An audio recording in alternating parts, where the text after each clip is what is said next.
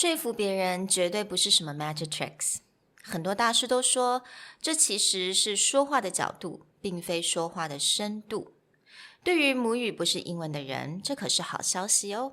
那今天就让我们来学习该如何使用框架的方式，提升我们的说服力。Hello， 欢迎来到 Executive Plus 主管双语沟通力的 podcast。我们希望带给大家最实用的沟通工具，包括了成功人士对全球市场的分享、职场英语的技能、跨文化沟通技巧与其他能帮助您成为出色领导者的工具。Hi, I'm Sherry, founder of Executive Plus. As a language trainer and certified coach, I've trained hundreds of managers from Fortune 500 companies such as Dior, Google, Deloitte, and Yahoo.And I'm Nick, Director of Communication Strategy at Presentality. I've helped startups raise millions of US dollars in funding and train the executives of publicly listed companies to present on the global stage. Welcome to the Executive Plus podcast, where you can take your communication and language skills from good to great.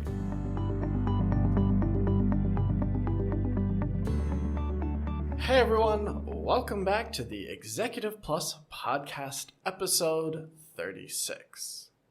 In this episode, we're going to continue our look at persuasion. And in part 2, we're going to talk about framing. Framing is a pretty simple concept to understand. Think of a window frame. The goal is you want to create a window for people to look through your ideas or to create a context of what people are looking at when you're trying to persuade or win an argument.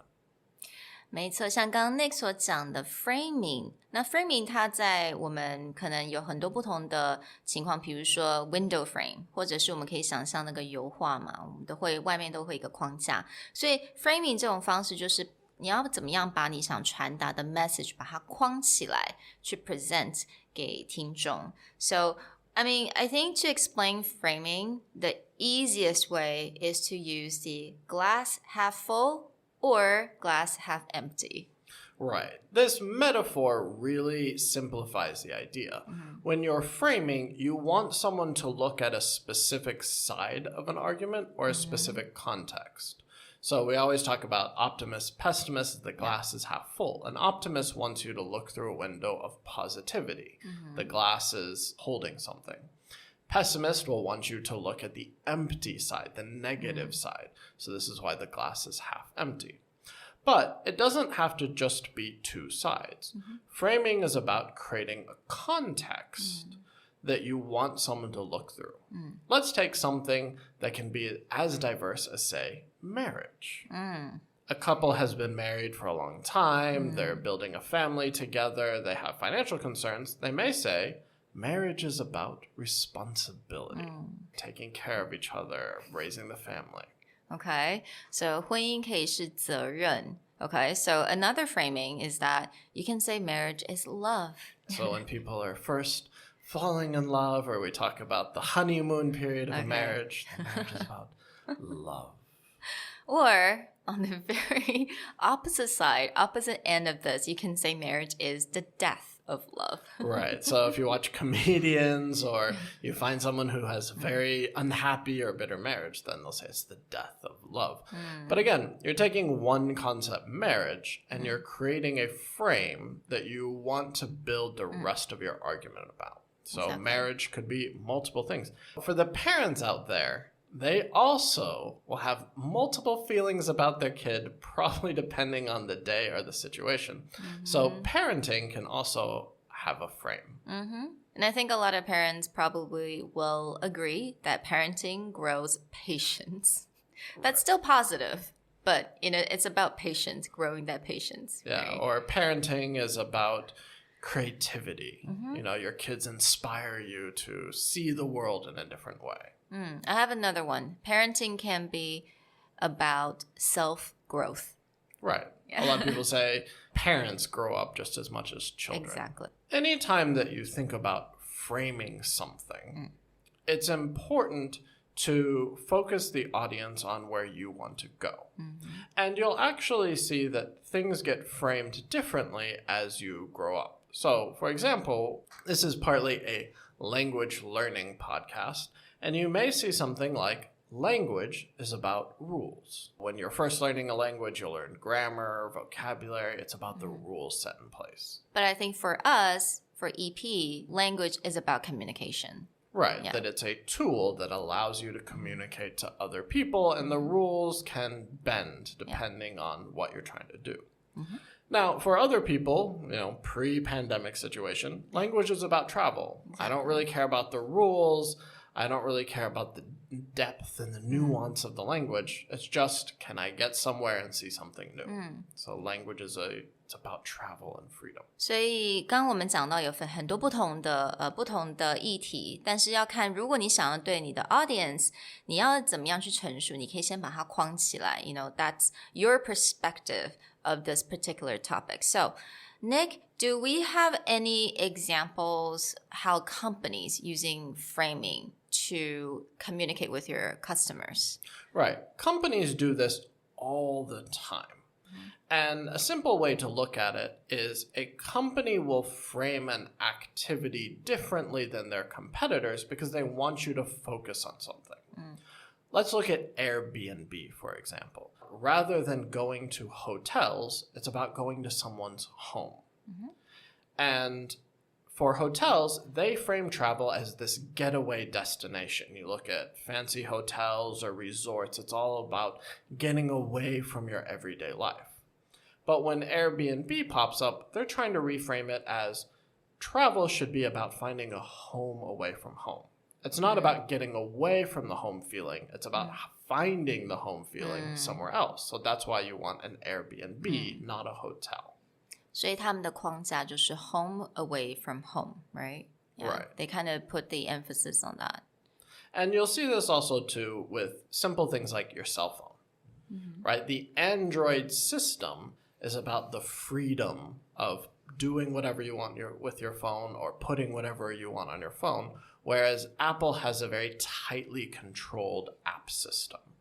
So for Apple, it's about, watching the quality of the apps and ensuring, the best user experience. But for Android systems, it's also a frame of the freedom. You can do whatever you want, build whatever you want without someone hovering over you.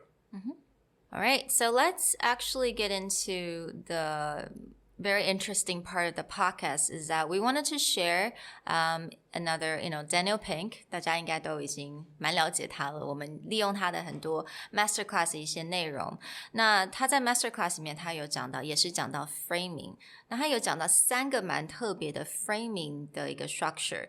那分别是为 loss aversion、the opportunity frame。And then the experience frame. So let's start with the loss aversion. So loss aversion 在中文来讲就是你去失去，你想去避免那个失去。Okay, you don't like the loss. When you really dislike the loss, you're loss aversion, right? Right. This is something you see most often in selling. People like to use the loss aversion framing, especially like, say, insurance companies. Yeah. If you don't have insurance, imagine the worst possible case scenario, everything bad that will happen, how much money it will cost you. So having insurance is about not losing money or not losing all these terrible things. In startup world, you'll often hear this phrased as FOMO, the fear of missing out. That if an investor doesn't jump on this hot, new, awesome company, the company may blow up and become the next Tinder or Uber, and the investor will have lost that opportunity. So they phrase this as the fear of missing out. 所以刚刚 Nick 所讲的这种 fear of missing out， 或者是当你知道你的客户他其实不想要去想避免这个失去，其实很简单嘛。我们刚刚讲到 insurance， 当你要卖保险的人，他特别会强调在，如果你不买我这个产品，What will you lose, right? What will you lose if you don't buy this particular product? 所以如果你现在想要去推销，或者你想要去说服人家，那他特别在乎就是如果没有这个产品，没有你这个东西，我会 miss out 什么，或者是我会 lose 什么。那这个我们就可以用 loss aversion 的这个 framing。The next frame we'll look at is called the opportunity frame. The opportunity frame surrounds a basic idea of what we call opportunity cost, which means if you do A, you have to give up B. In order to get reward or opportunity A, you must give up something else.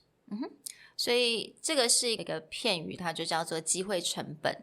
So if you really think about this, the opportunity cost of me watching Netflix for 2 hours is that I lose that 2 hours to reading or doing work. Right. Everything is a trade-off. Yeah. Or opportunity cost can be framed as simply like your salary. You use your time in exchange for money, but because you get money, you lose time. 所以这个部分我们用 opportunity cost 是最适合在当你比如说你的工作是你是拿固定的薪水 you get salary per month 或者是你可能卖的 package 是以你的时间去换取的 okay so kind of like Nick and I we're consultants sometimes we sell by hours or by project Right and anytime you're evaluating a new project or a new client you're often evaluating if I take on this, say, bigger project that may take me 6 months, what am I going to give up? Am I giving up smaller projects? Am I giving up other opportunities or things that I can do? Now, when using the opportunity frame in terms of persuasion, it's often something used to show the person that you're persuading that there's a trade-off. So, Daniel Pink likes to talk about what happens when someone is asking for something very unreasonable. Like, let's say I'm an interior decorator and I'm 90% done with the project and my client comes back around and goes, you know what? I really want to have a fountain in the middle of my bedroom. 就是很多一些有点 unreasonable 的事情说我要多加个东西尤其是当你已经最后面还没有剩多少时间的时候 I want to do this I want to just do that Yeah. So, I mean, like, what would you say as the interior decorator or the architect? So then I would just frame it as like, okay, we can do that. We can put a fountain in the bedroom. But what would you like to give up in order for us to do that? 所以这个时候你的 client 他一定会说I don't want to give up. 因为你用了 give up 的这个字 Right. 所以如果我们要用在比如说我们在公司我们在一个公司工作那我相信大家如果是拿薪水的话你会发现说有很多 project 那有的时候觉得说好像事情忙不完有的时候到一个 project 的最后你的老板或者是同事或谁会丢给你另外一样东西然后你会觉得天哪我根本已经没时间或者我好不容易好像快做完了 why do I have to work on this it's gonna take me so much more time 所以这个时候你可以用同样一种方式你可以说 okay so what would you like me to move around on the list if you would like me to work on this right now 可以跟你老板说那所以我现在该做这些 task 你要我 move around 什么或者你可以说 what would you like me to postpone if I were to work on this right now, so usually the other side would just be like, no, I don't want you to move around anything. I don't want you to postpone. Especially if you lay out, right now I'm working on A, B, C, and you would like me to start doing D. Which of these would you like me to deprioritize? Or which of these A, B, C would you like me to postpone so that I can add this onto the schedule? Right. And by laying that out, either they have to rethink how they're using your time, or they may again be like, oh, well, okay, no, those are very important projects. I'll find someone else to work on this. Yeah. 所以这边我觉得 give up, move around, postpone 是3个蛮重要的字汇。所以在这个时候你可以跟你的老板去 kind of renegotiate what you actually have to get it done. So the third frame is called experience frame. For the experience frame, you're looking at the idea that when people use a product or a service, they typically don't remember the exact service or the exact product. They remember the experience of using it or the experience of going there. Exactly. So a really good example is vacation, right? Vacation, most people don't really remember how much or how many days, but they do remember the experience, spending time with family or friends on that particular vacation. So a lot of times in the experience frame, you'll see kind of storytelling where if someone is trying to be persuasive and they use a lot of features like, oh, you're going to buy a new TV and it has like this color ability and these connections, you have all these things, it's really hard to remember. It doesn't really help you imagine that scenario. But when someone's like, listen, if you buy this TV, just imagine being able to sit around on the couch with all your family, watching the latest Disney movie, cuddled up with your kids and sharing that experience. That is something that people can imagine and put themselves in that scenario. Absolutely. And I think another interesting example is selling cars. When people selling cars, they always list out the features and like the mileage, horsepower or, whatever. I don't really know anything about cars. Okay, I was about to say. But yeah, you'll get a long laundry list of features like how many horsepower, or how big is the engine, the brake system, etc. But when you look at really effective car advertisements, they usually frame it around one key idea. So for example, if you're selling a car to a middle-aged man, usually it's the cool factor, right? You want to buy this so you can look good for the ladies in your convertible Porsche red sports car. Okay. But you'll actually see a different framing. A lot of times for women, especially moms, the advertisement will be framed around the idea of safety, keeping your kids safe. And everything that they sell on that car will be framed around this idea. Safety, convenience, and your kids are all safe and fall asleep behind the car. Right. That's so what I when remember. you watch the car commercial, that's how they'll phrase it. Like kids will be passed out in the back, the woman will be grocery shopping, the doors will automatically open. It's that experience of, oh my God, the car understands what I go through every day. 所以就算我们现在没有要卖车，我们没有要卖电视或卖 vacation， 但是你要想到就是当我们在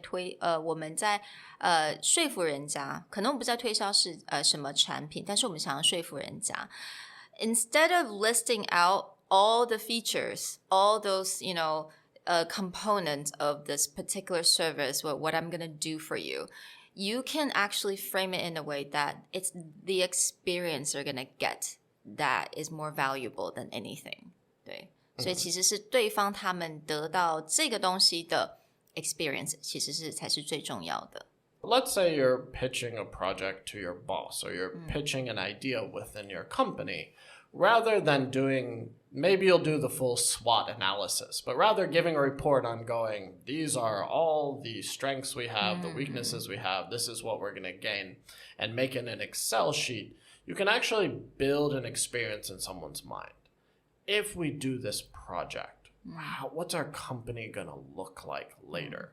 Think about like in a year from now, we're going to make so much money. The entire company is going to be sitting on a beach, drinking Mai Tais and celebrating our victory. And I've actually watched pitches like during strategy meetings where someone would start that way.They would actually ask people to imagine what it looks like if this project was successful before getting into the details of the project. And it usually put everyone in a much better mindset. Like, yeah, if we do this, we can accomplish this awesome thing, or we can have this awesome reward. Now I'm willing to listen. So you would say, we don't have to use it just for selling things where, we can actually use it in the very beginning of any pitch or any presentation or any meetings, right?Right. Anytime that you're trying to present to a group, framing is a really useful way to get people into the mindset of what you're doing. If you've been in like a strategy meeting or you've been in meetings all day and someone's like, all right, here's my agenda, step 1, step 2, step 3. It's really easy to just kind of drift off. But if someone steps up and goes, here's what it looks like if we have success.Okay. Here is what it looks like if we had success. Yeah. Okay. And then paint that picture of what the outcome will feel like. Again, that experience. What will it feel like if we are successful? And then go into your pitch or then go into your presentation. You'll find that people are going to pay a lot more attention.So I really hope you guys learned a lot today. 那其实今天跟近期这几集的说服力这个 topic 是在我们之前发下去一个 survey， 那有很多人已经开始做了这些 survey， 那他给我们的 feedback 也就是他们很想要了解该怎么样在职场上这种提升他的说服力，所以我们也是为了你们去制作这些单元，所以我们很希望如果你有任何的 feedback 或者是有更多你希望能够听到什么样子的主题， feel free to fill out our survey. I'm going to leave it in the description box. We'll see you guys next time. Bye. Bye. 如果你喜欢我们的 podcast， 欢迎来追踪我们的主管英文 Executive Plus 的 Facebook， 那也可以写信到我们的信箱yourcareerplus@gmail.com